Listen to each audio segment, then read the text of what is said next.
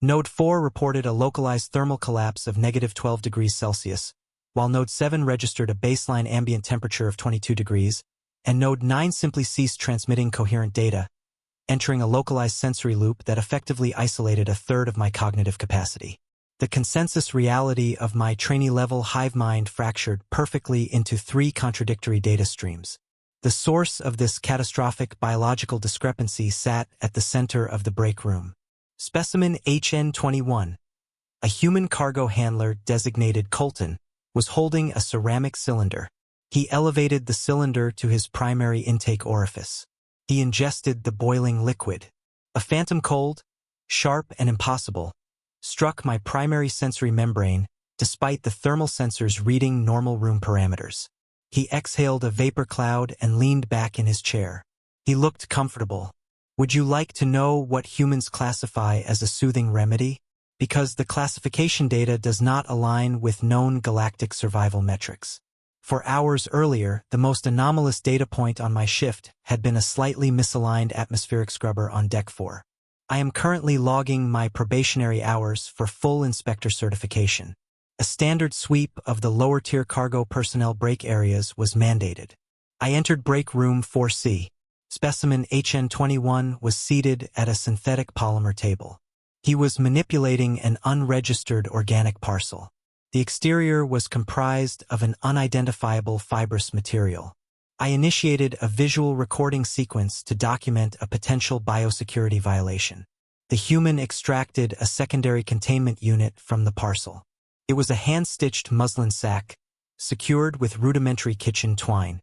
An external tag bore a handwritten identification code, Colt, for your sinuses. Love, Mom. Origin parameters were completely blank. I approached to scan the fibrous artifact. The human did not initiate standard defensive posturing. Instead, he activated the thermal liquid dispenser. He submerged the unregistered organic parcel into boiling water. The chemical dispersion began immediately. The vapor reached my olfactory receptors before the atmospheric sensors could register a hazard warning. I experienced an immediate, severe uncoupling of my motor node pathways. Quillari hive biology relies on localized pheromonal synchronization. The human's concoction did not just smell. It actively dismantled the chemical bridges between my subganglia. My recording device detached from my utility belt and struck the deck plating. I did not retrieve it. It remained active. I was about to issue a formal citation for the unauthorized deployment of a volatile substance, fully intending to cite Section 4 of the Station Safety Charter, when the human expelled air violently through his nasal cavity in an explosive biological event. Sorry. Allergies, Colton stated, wiping his facial fluid with the dorsal surface of his hand. I stared at him. The specimen was apologizing for an involuntary respiratory spasm while actively synthesizing a biological weapon. A lower-deck maintenance technician, Athraxian, the Killick are blacklisted for this sector, approached the table. Colton rotated the ceramic mug. My mom grows it. You just dry the leaves and steep them. Want some?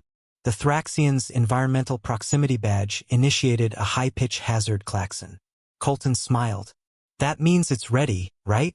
My internal diagnostic reported a complete failure of protocol. If I failed this probationary evaluation, I would be demoted to waste reclamation sorting.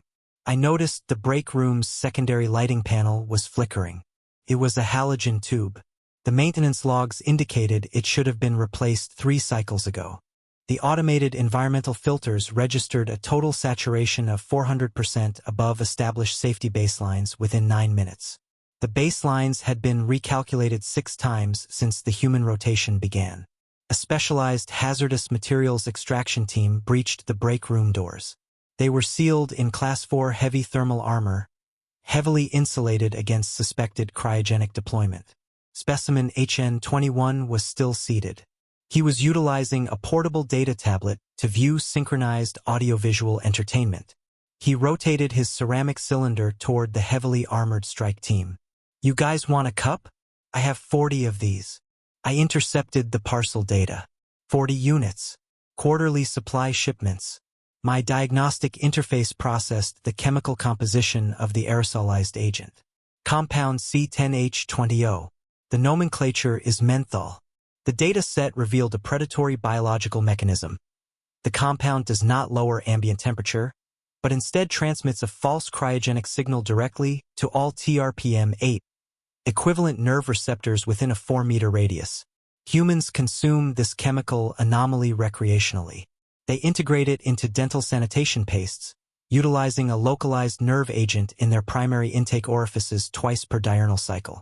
The cognitive schism across my 3 primary nodes finally restabilized, merging the contradictory thermal readings back into a single observation of the human at the table.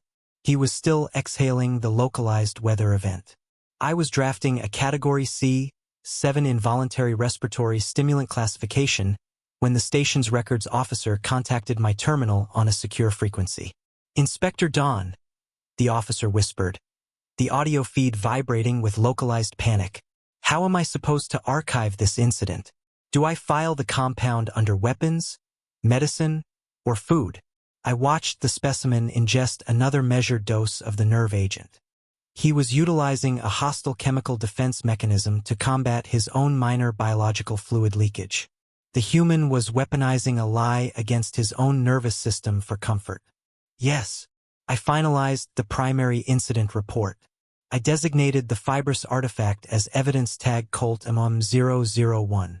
The human's resilience was an architectural flaw in galactic safety standards, an evolutionary error that allowed them to find physiological comfort in compounds designed to simulate freezing to death, which is not a sentence I ever anticipated submitting to the Central Archive. I recommended immediate isolation of the supply chain. The records officer flagged the origin designation for a Level 4 intelligence review. They cross-referenced the term MOM across all known syndicate and manufacturing databases in this sector. It yielded 0 direct matches. Break Room 4C is currently sealed behind 3 layers of physical quarantine tape. The automated ventilation systems have been operating at maximum capacity for 11 hours. Through the transparent containment barrier, a single ceramic cylinder remains on the synthetic polymer table. The fibrous containment unit rests beside it. The overhead halogen light, still flickering on an irregular sub-second interval, casts a sharp glare across the hand-stitched label. The designation Love, Mom, is clearly illuminated under the harsh fluorescent beam. I have submitted my official documentation regarding the chemical event. I did not include any hypotheses regarding the origin entity. We do not know what kind of organization manufactures this degree of biological deception.